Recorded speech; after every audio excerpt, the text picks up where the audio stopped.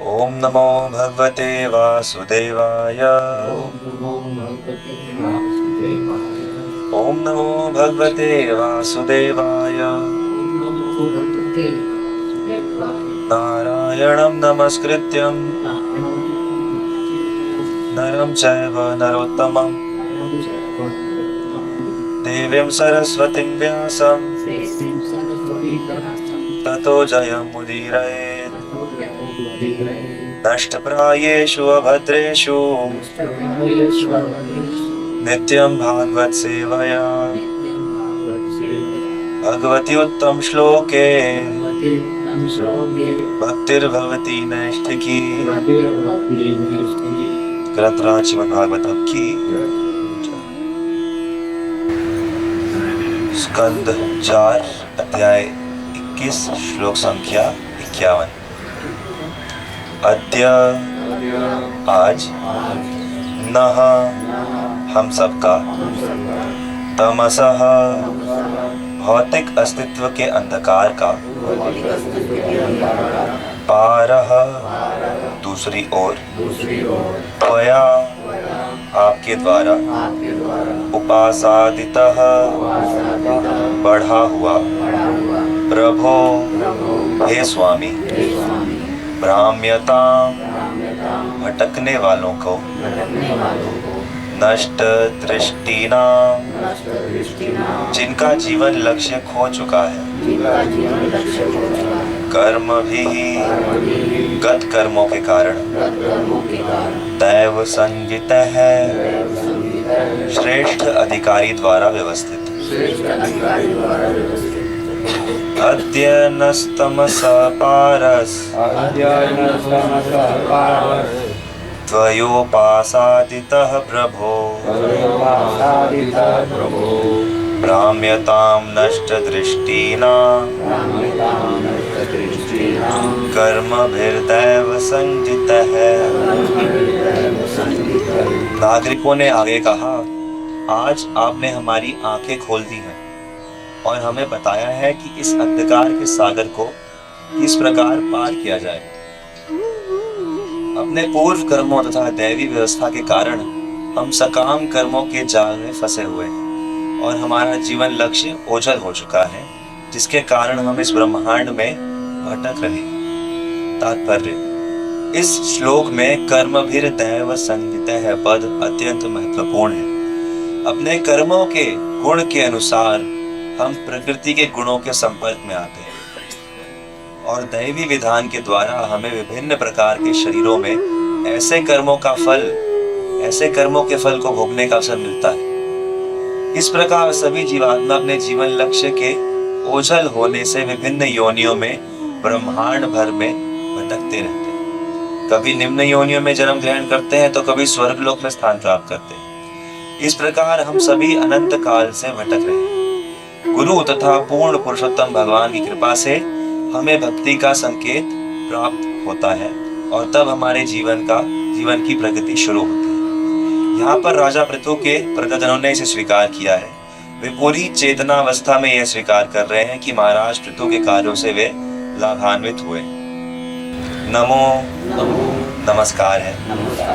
विवृद्ध अत्यंत सम्मानित सत्वाय सत्व को, पुरुषाय पुरुष को, महीयसे इस प्रकार से महिमा मंडित पुरुष को,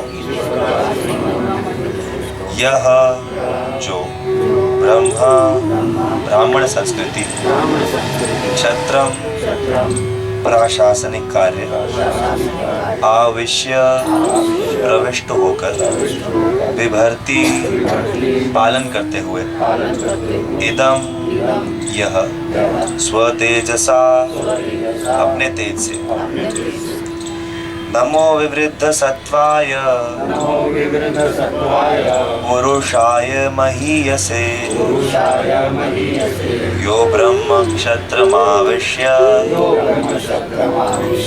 बिभर्तीदं स्वतेजसा।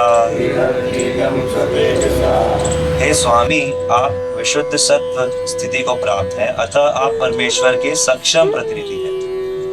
आप अपने तेज से ही महिमावान है और इस तरह ब्राह्मण संस्कृति को पुनर्स्थापित करते हुए सारे संसार का पालन करते हैं तथा अपने क्षात्र धर्म का निर्वाह करते हुए प्रत्येक व्यक्ति की रक्षा करते हैं। तात्पर्य: ब्राह्मण संस्कृति के समुचित प्रसार तथा सरकार की समुचित सुरक्षा के बिना समाज का कोई मानदंड स्थिर नहीं कर रह सकता। इस बात को इस श्लोक में उस महाराज पृथु की प्रजा ने स्वीकार किया है जो अपनी शुद्ध सत्व की स्थिति के कारण अपने राज्य में अद्भुत स्थिति बनाए रखने में समर्थ थे। विवृद्ध सत्वाय शब्द महत्वपूर्ण है। भौतिक जगत में 3 गुण होते हैं: सत्वगुण, रजोगुण तथा तमोगुण। मनुष्य को भक्तिमय सेवा के द्वारा तमोगुण के स्तर से ऊपर उठकर सत्वगुण के स्तर तक आना होता है। जीवन के निम्न स्तर से उच्चतम स्तर तक ऊपर उठने हेतु भक्तिमय सेवा संपन्न करने के अलावा और कोई साधन नहीं।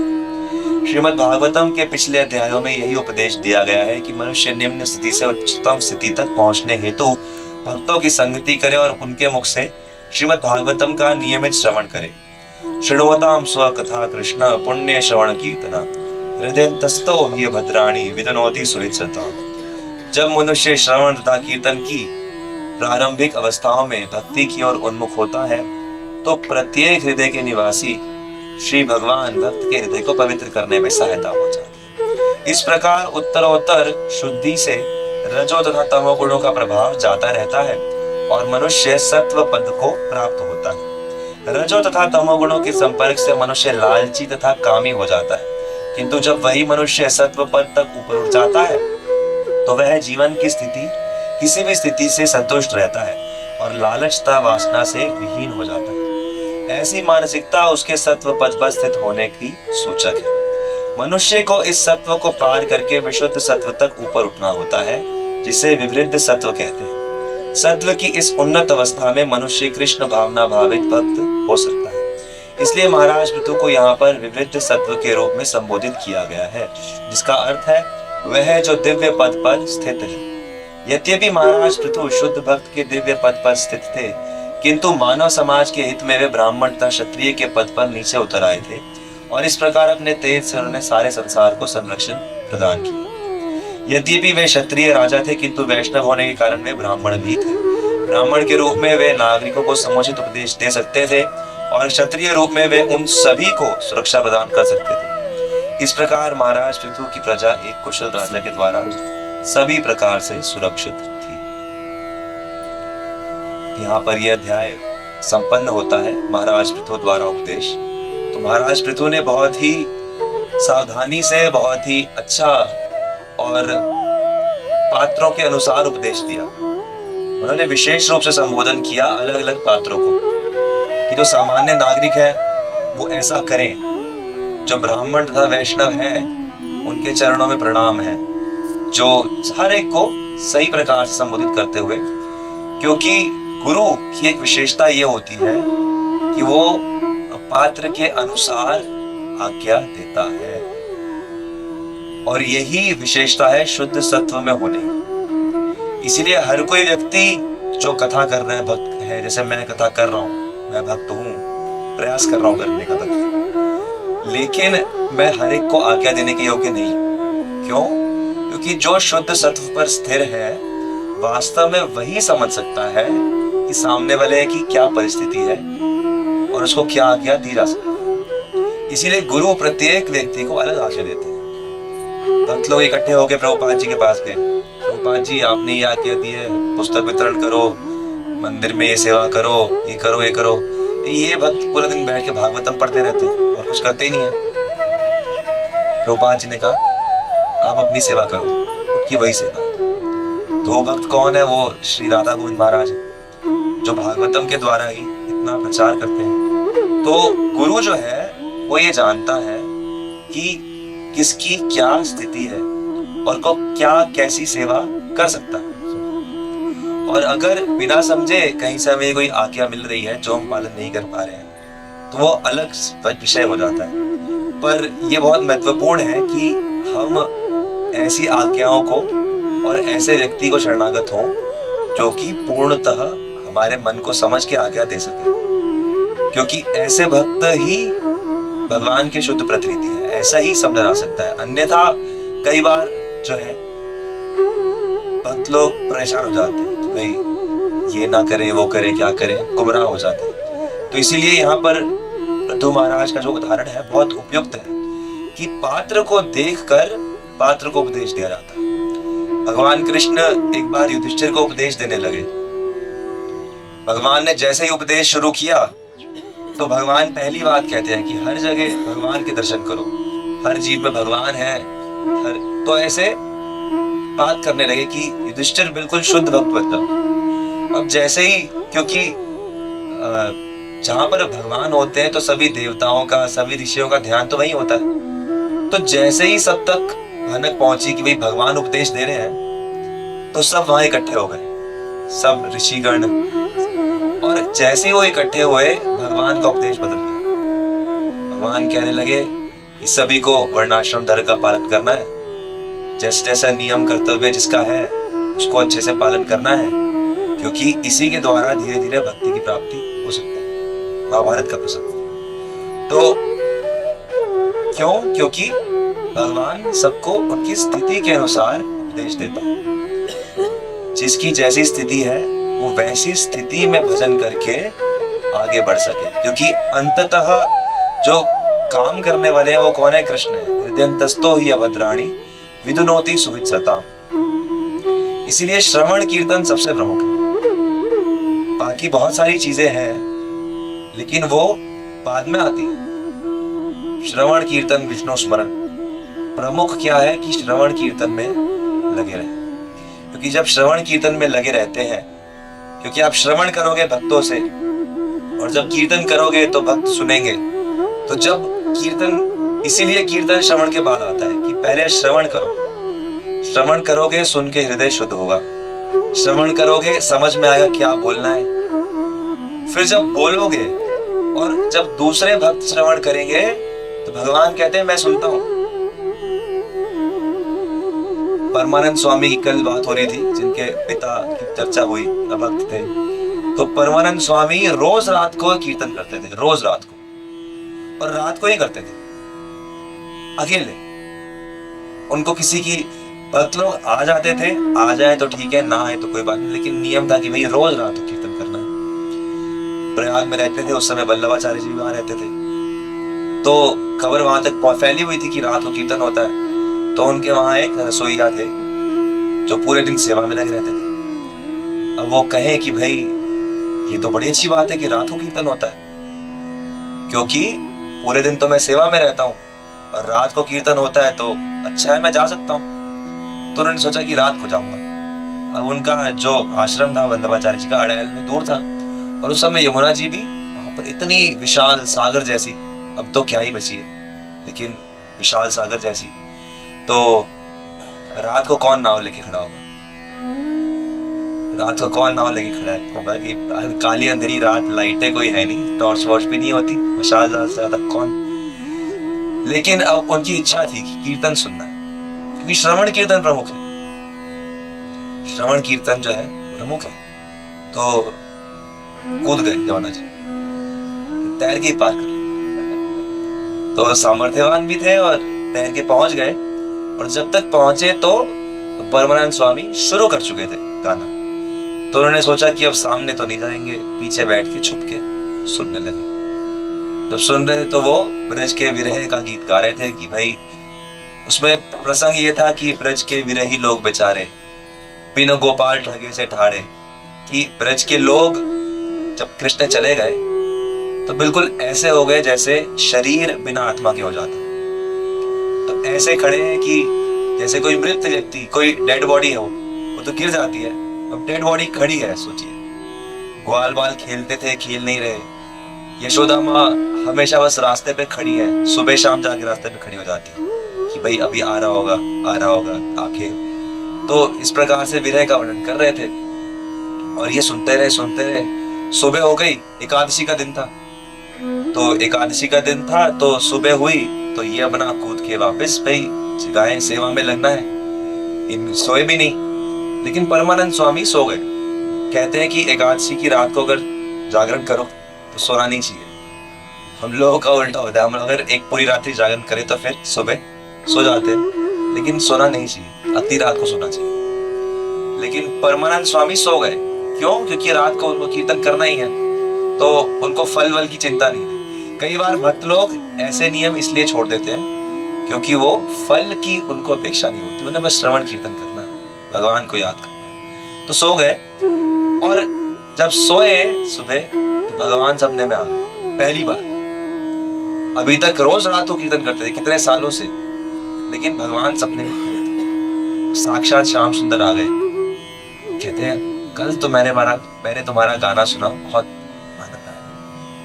तो सपने में वो बात करें, वो कल सुना, मैं तो रोज गाता हूँ, कल कैसे सुना? तो कल मेरा भक्त आया था सुनने, क्योंकि वो उनकी भी भक्ति देखो कि उनको इतना लालच है कि जमुना जी में, इतनी विशाल जमुना जी पार करके आ रहे हैं रात्रि में, और तो इसका मतलब उनका भी भक्ति का भाव इतना है, और पूरे दिन सेवा में लगे ही रहते हैं, तो विशेष भक्त थे वो भी। और उन्होंने सुना तो कहते आज मैंने सुना कि आज मेरे भक्त सुनने आए, तो मुझे बहुत आनंद आया। तो इस प्रकार से श्रवण कीर्तन जो है वो सबसे प्रमुख है, जहाँ पर भगवान की, भागवतम की, भगवान और भगवान के भक्तों की शुद्ध रूप से चर्चा हो रही है। सबसे महत्वपूर्ण चीज वो है, और इसीलिए पृथु महाराज ये उपदेश पूरा दे रहे हैं कि जो करने वाली चीजें हैं, बाकी आपकी योग्यता के अनुसार आपका जो जितना समय है, जितना आपका मानसिक सामर्थ्य है, भाई वैश्य का जो सामर्थ्य है वो वैश्य वाले काम ही कर सकता है, चाहे वो श्रवण कीर्तन भी कर रहा है। जो शुद्ध सत्व में आगे वो बात अलग है, जैसे महाराज तो शुद्ध सत्व में है, तो वो शुद्ध भक्त हो तो वे ब्राह्मण वाला काम भी कर सकते हैं, उपदेश भी दे सकते हैं, और क्षत्रिय वाला काम भी कर सकते हैं, सबकी रक्षा भी कर सकते हैं। लेकिन जो साधक है हम लोग तो जैसा हमारी योग्यता है वैसे ही काम कर सकते हैं। तो करते हुए श्रवण कीर्तन में लगे रहना है, और भगवान की कथा को शुद्ध रूप से सुनने का प्रयास करते हैं, और यही स्वयं करके दिखाएंगे। फिर तुम्हारा जब अगले अध्याय में, जैसे पहले तो वरदान मांगा था कि मुझे 1000 कान चाहिए कि मैं आपकी कथा सुनता रहूं, अब आगे जो है भगवान वो वरदान पूरा करने के लिए 4 कुमारों से की भेंट करवा रहे हैं। तो 4 कुमारों के साथ उनका बहुत सुंदर सत्संग होता है, जो अगले अध्याय में प्रारंभ होगा। ग्रंथराज श्रीमद् भागवतम की, तो किसी को कोई प्रश्न है तो चर्चा कर सकते हैं, नहीं तो वर्णाश्रम क्या होता है? वर्णाश्रम का मतलब है 4 वर्ण है। कौन से? ब्राह्मण, क्षत्रिय, वैश्य और शूद्र। ये चारों वर्ण किसके अनुसार है? तो गुण कर्म विभागशः। जिस व्यक्ति के जैसे जैसे गुण है, यानी कि सात्विक, राजसिक, तामसिक, उन गुणों की बात हो रही है, और जैसे जैसे कर्म है, पुराने कर्म और अभी के कर्म। पुराने कर्मों के कारण जन्म मिलता है, अभी के कर्मों के कारण मृत्यु बनती है।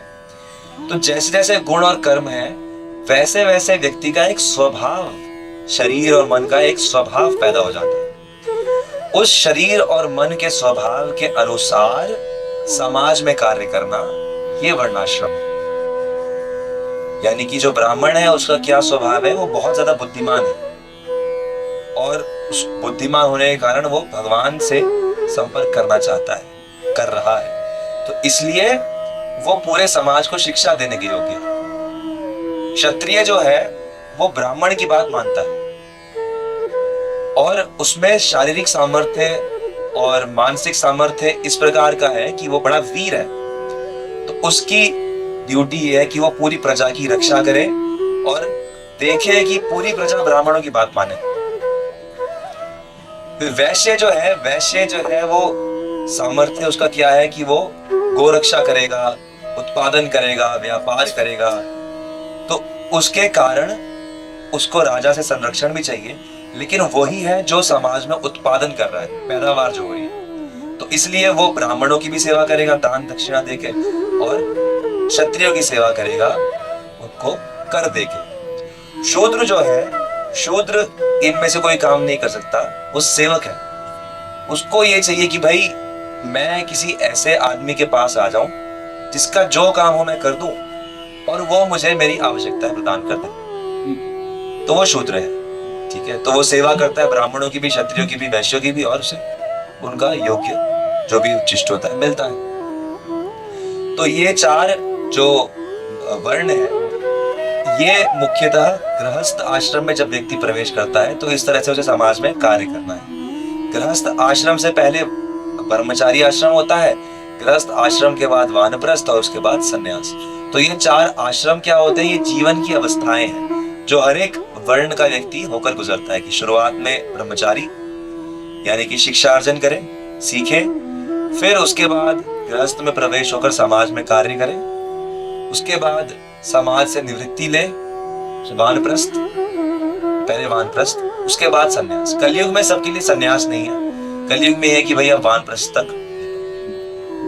तो ये वर्णाश्रम है और इसमें चलते हुए क्या करना है? भगवान की भक्ति करनी है। तो ये दैवी वर्णाश्रम बन जाता है। जो भक्तिसिद्धांत महाराज कहते थे कि हमें प्रयास करना है कि हम समाज में दैवी वर्णाश्रम स्थापित करें, यानी कि जिसकी जो योग्यता, जैसा स्थिति है, वो वैसा अपना काम करते हुए भगवान के श्रवण कीर्तन में, साधना भक्ति में लग जाए, नाम जप में लग जाए। तो ये है वर्णाश्रम और इसी का प्रचार नित्यानंद प्रभु कर रहे हैं कि प्रत्येक घिरे घिरे द्वारे द्वारे किया, हर घर में जाकर क्या कर रहे हैं कि भगवान का नाम लो, भगवान की शिक्षा को ग्रहण करो, श्रद्धा। और इसका मूल्य क्या है? जैसे शुरू में बात हुई कि चलो भक्ति को खरीदते हैं, तो भक्ति कैसे मिलती है? श्रद्धा से। बस ये गुण हमें विकसित करना है कि श्रद्धा, किसमें श्रद्धा? भगवान के श्रवण कीर्तन में श्रद्धा। और श्रवण कीर्तन का दूसरा स्तर कि ऐसे अधिकारी से श्रवण कीर्तन जो कि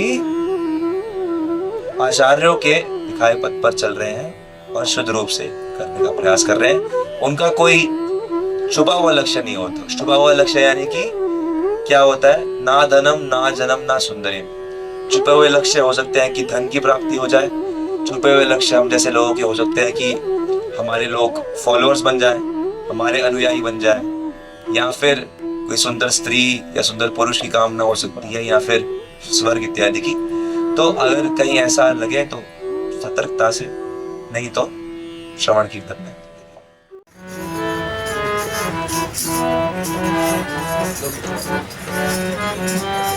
Thank you.